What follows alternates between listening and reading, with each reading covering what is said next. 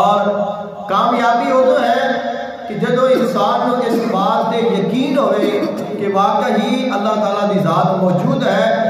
اور میں اس مالک کا بندہ ہاں اور وہ میرا معبود ہے۔ علامہ اقبال رحمۃ اللہ علیہ آپ ارشاد فرماتے ہیں، آپ نے فرمایا کہ پرواز ہے دونوں کی اسی ایک فضا میں، پرواز ہے دونوں کی اسی ایک فضا میں، کرکس کا جہاں اور ہے شاہین کا جہاں اور ہے۔ فرمایا کہ دوویں ایک ہی آسمان دے وچ اڑتے ہیں، لیکن جو شہباد ہے اس کا جہان اور ہے اور جو کرکس ہے اس کا جہان اور ہے۔ ان کی سوچ، ان کی فکر، ان کی نظر، ان کی پرواز، ان کا انداز انہاں دا کبھی برابر نہیں ہو سکتا۔ اور فرمایا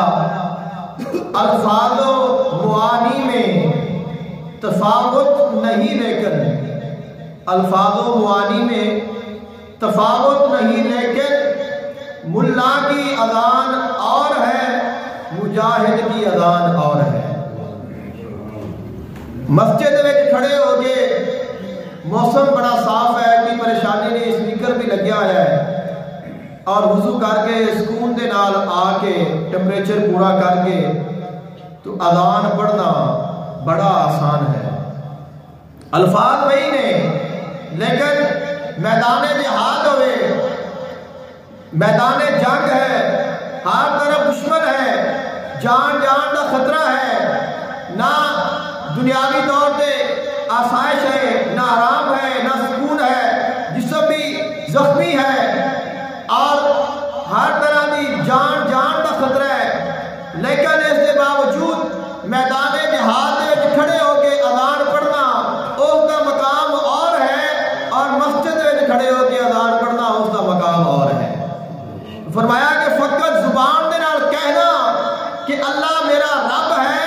وہ اور ہے، دل و جان دے نال کہنا اللہ میرا رب ہے وہ اور ہے۔ جدو انسان کو اپنے مالک تے یقین ہو جاتا ہے تو پھر انسان جس وقت اپنے مالک تے یقین رکھ کے ان کی عبادت کرتا ہے، وہ عبادت بھی اور ہے، اس عبادت کا اجر بھی اور ہے۔